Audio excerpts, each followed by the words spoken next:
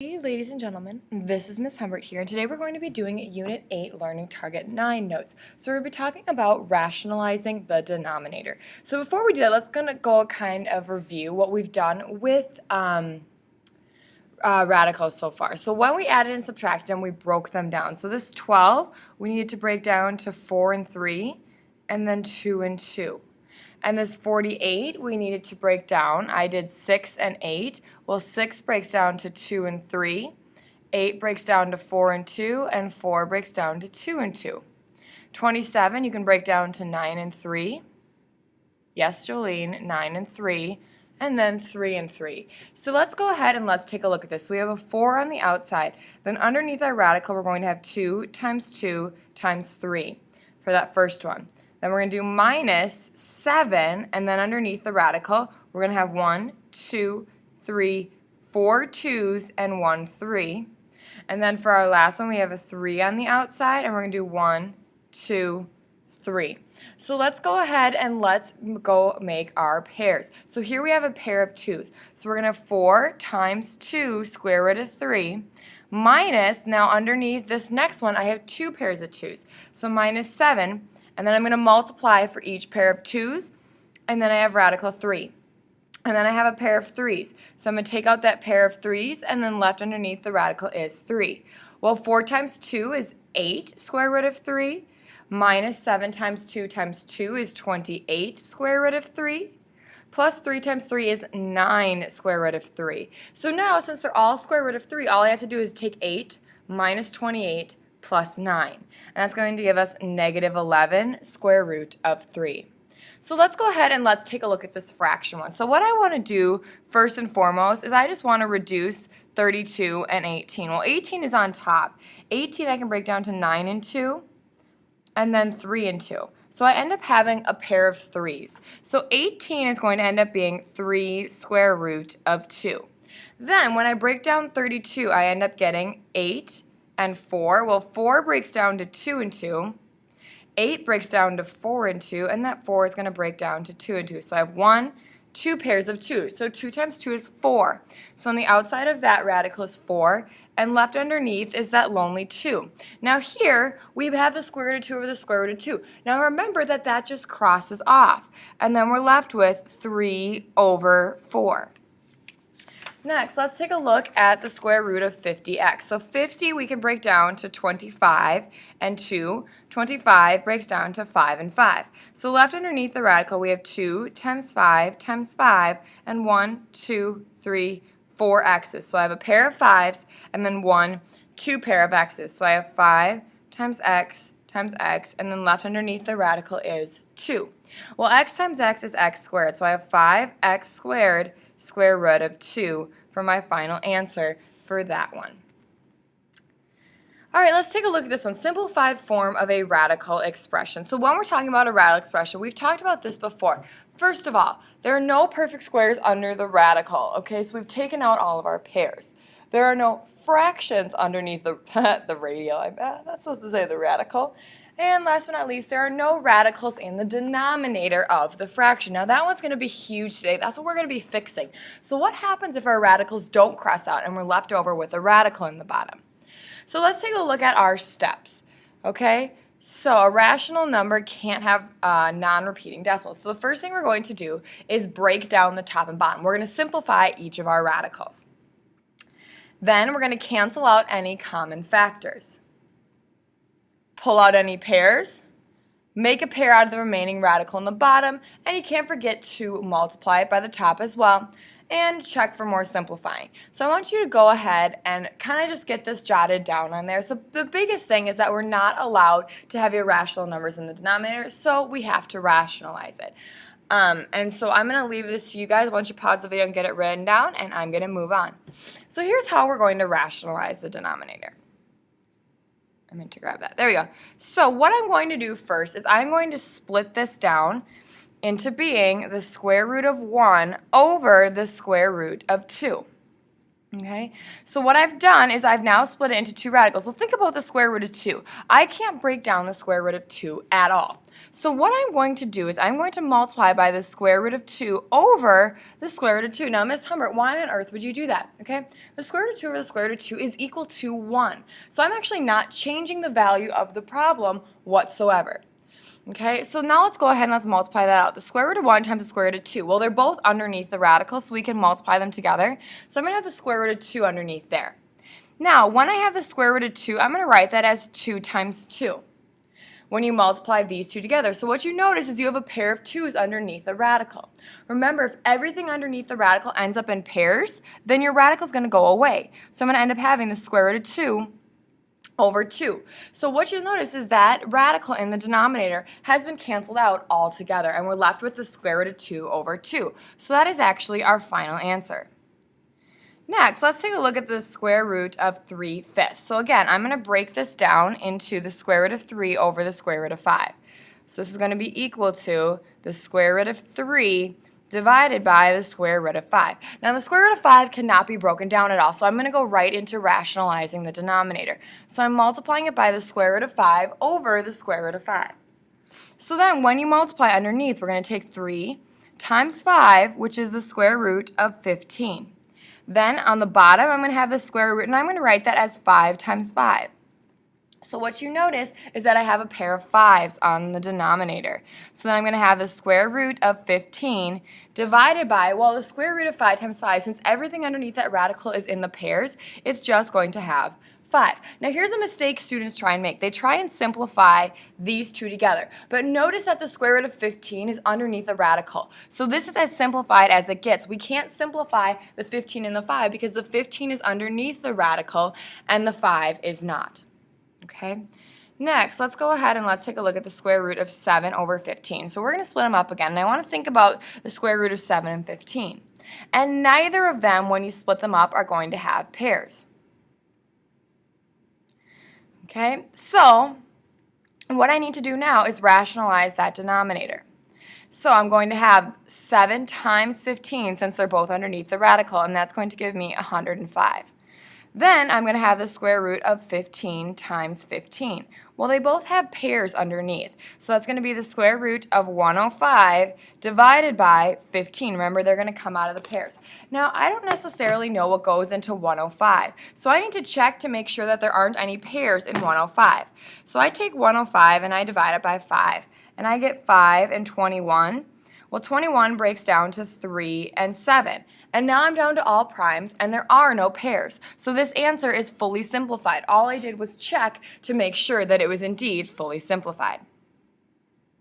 All right, next, let's take a look at the square root of 6 divided by the square root of 11. Whoopsies.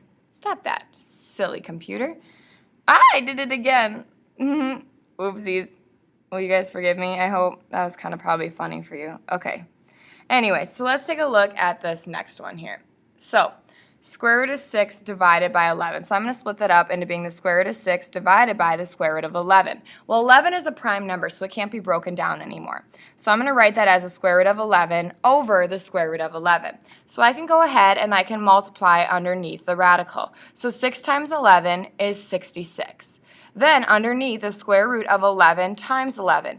So again, I have a pair of 11, so that's going to become the square root of 66 divided by 11. Last thing I need to check is that the square root of 66 cannot be simplified down anymore. Well, square root of 66 could be 6 and 11, and then 2 and 3. So there are no pairs, so that makes this our final answer. All right, so if you feel like you can get this, you can go ahead and try it on your own, but I'm going to talk through the rest of these examples in case you don't. So first thing I want to do is split this up. So I'm going to have the square root of 1 divided by the square root of 18. Now, the square root of 18 I can actually simplify to start off with. So the square root of 18 is going to be 9 and 2. And 9 I can break down to 3 and 3. So I'm going to have a pair of 3's that I could take out. So I'm going to end up getting the square root of 1 divided by, I'm going to take out that pair of 3's, divided by the square root of 2. Okay, so now when I go to rationalize the denominator, the only thing I'm worried about is that square root of 2. So when I go to do the actual rationalizing of the denominator, I'm going to ignore the 3 because the 3 is already rational. So when I multiply by the same number over itself, I'm just using the radical. So I'm multiplying by the square root of 2 over 2. So let's go ahead and let's multiply that out. 1 times 2 is 2, so I'm left with the square root of 2 on top. And then that 3 is just going to stay there because there's no number to be multiplied on the outside. And then underneath the radical, I have 2 times 2. So here I have a pair of 2's. So those are going to come out of the radical completely. So I'm going to end up having the square root of 2 divided by 3 times 2 when you take that pair of 2's out of the radical. Well, 3 times 2 is 6. So I end up getting the square root of 2 divided by 6. And that's your final answer for number 8. Let's take a look now at number 9. So we're breaking down 10 and 24. So we're going to split these radicals up. So I'm going to have the square root, let me change the color so it doesn't get mixed into the other one, the square root of 10 divided by the square root of 24. Well, the square root of 10 cannot be simplified down anymore, so I'm going to leave that as is. I can, however, break down the square root of 24. And 24 breaks down to 4 and 6. 4 breaks down to 2 and 2, and 6 breaks down to 2 and 3. So I have a pair of 2's that I can take out of 24. So I'm going to write that 2 on the outside, and left underneath the radical is 6. So now what I am going to do is I am going to take, and I'm just going to rationalize that square root of 6. So I'm going to multiply this fraction by the square root of 6 over the square root of 6. So I'm just taking that first part. So then I'm going to do 10 times 6, which is 60, divided by 2 times the square root of 6 times 6. Well, that's just going to end up being the square root of 60 divided by 2 times 6, and the square root of 60 is going to be divided by 12 when you multiply 2 times 6. So now we need to take a look at breaking down that 60. So 60 can be broken down into 6 and 10, and 6 can be broken down to 2 and 3, and 10 can be broken down to 2 and 5. So I notice I have a pair of 2's I can take out. So I could take a pair of 2's out of that radical 60. And left without pair is 3 times 5. And 3 times 5 is 15. So I'm kind of going faster with that simplifying process because I'm hoping that you understand that by now. And that's being divided by 12. So the last thing I need to do is notice that these 2 and this 12 are both on the outside of the radical. So I can reduce the fraction 2 over 12. And they're both divisible by 2. So I have the square root of 15 on top. And then I'm going to have 6 on the bottom. So it's really going to be 1 over 6, or square root of 15 over 6. All right, again, if you're starting to get this, you can do it on your own, but you may want to watch a couple more. I will do all of them on the video, but you finish the note sheet when you feel ready. So I'm going to split this guy up, and I'm going to have the square root of 27 over the square root of 15. So the square root of 27 can be broken down. So I'm going to break down the square root of 27 into 9 and 3, and then 3 and 3. So up top, I'm going to have 3 square root of 3 divided by the square root of 15. Now, the square root of 15 cannot be simplified down anymore. So I need to multiply by the square root of 15 over the square root of 15 to help me rationalize out that denominator. So I'm going to keep this 3 on the outside. And then I'm going to multiply this 3 times this 15. So then underneath the radical, I end up getting 45. Then underneath, I'm going to have the square root of 15 times 15. So I have a pair of 15s. That's going to be on the bottom. I'm going to have 15. And then I have 3 square root of 45. Well, guess what? I can split down the square root of 45. So the square root of 45 is the same as 9 and 5, and 9 breaks down to 3 and 3. So I can take out a pair of 3's. So I'm going to have 3 times, that's from this 3, now I need to take out my pair of 3, so I'm going to have another 3, then left underneath the radical is that 5.